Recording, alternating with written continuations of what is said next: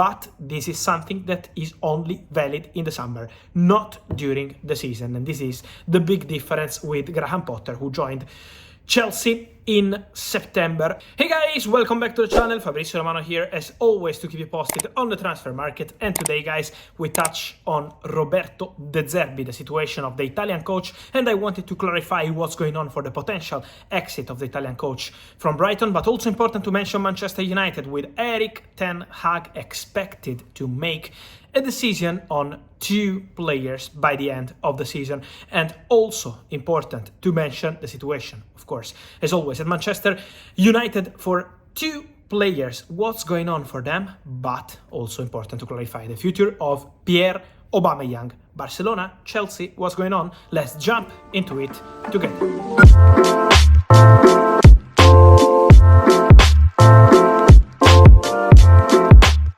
And so guys, let me clarify immediately in today's video the situation of Roberto De Zerbi. This is my information and I can tell you what I know. I know there are different reports on this story, but from what I understand, there is a way out for Roberto De Zerbi from Brighton at the end of the season. Then, many can call that as a release clause, many can call that as a compensation formula, many can call that as a private agreement, but from what I understand, there is in the contract of Roberto De Zerbi and his staff only for the summer, so not valid in March, in April, in May, but only in the summer period, the possibility for Roberto De Zerbi to leave Brighton in case a club will pay that money, that amount of money already agreed between De Zerbi and Brighton and already included into his contract. I'm receiving many questions of that.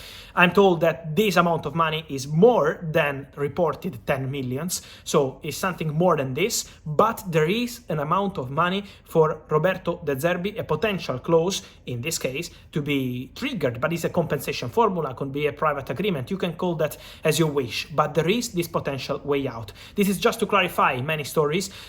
Also, I heard that the name of Roberto De Zerbi is everywhere, it's also linked to Tottenham, and of course he's a manager they appreciate, but we know they have a long list with 5-6 names into it, so this is why for sure it's not the only one, but it's true that there is this way out for Roberto De Zerbi. It's also important and very important to clarify, first of all, that Brighton are always very tough in the negotiations, and second, that Brighton hope to keep Roberto De Zerbi. De Zerbi is very happy at Brighton, he's doing an excellent job, and so they are very happy together, but it's important to clarify that there is this way out, and is valid every single summer, not valid during the season, but every single summer, as it was for Graham Potter. There was that kind of compensation formula, is almost the same for Roberto De Zerbi, but this is something that is only valid in the summer, not during the season. And this is the big difference with Graham Potter, who joined Chelsea in September. Also important, guys, to mention about the situation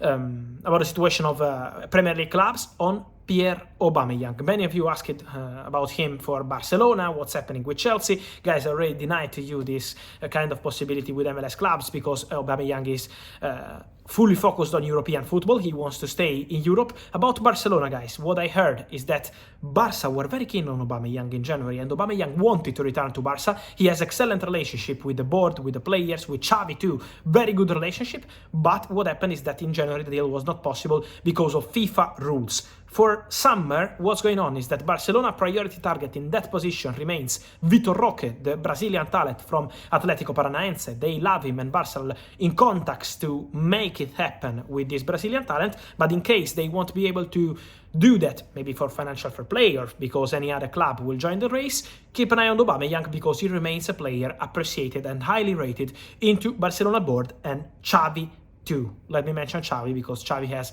a very good relationship with Pierre Aubameyang. And then, guys, I want to clarify on Manchester United on 2 players, because from what I understand, Erik ten Hag at the end of the season will make a decision on 2 players. One is Victor Lindelof, because speaking with the Swedish national team, Lindelof said that he wants to play. In January, he had 2 possibilities. One was Inter and one was Atletico Madrid, but Lindelof decided to stay because Erik ten Hag said no. Ten Hag said the player is going nowhere. And so in January, nothing happened, but for the summer. Now it's Ten Hag who has to make a decision and speak to Lindelof to decide the future. Also important to say that the same will happen with Scott McTominay. McTominay is a name in the list of Newcastle. They appreciate the player. He's for sure in the list. He was in the list in January. He will be in the list in the summer. He's a player appreciated by the board, by Eddie Howe. So McTominay is highly rated at Newcastle, but it's going to be up to Erik Ten Hag, who has to decide on the players, and in this case on McTominay and Lindelof. End of the season, a crucial moment for them. And so guys, let me know your thoughts on all this story. Lindelof, McTominay, Aubameyang, but especially Roberto De Zerbi. Do you think he's a good candidate for Tottenham or any other job around Europe? I'm a big fan of the Italian coach. I wait for your comments. Here as always, remember to like this video, turn on the notification bell, subscribe to the channel. See you soon.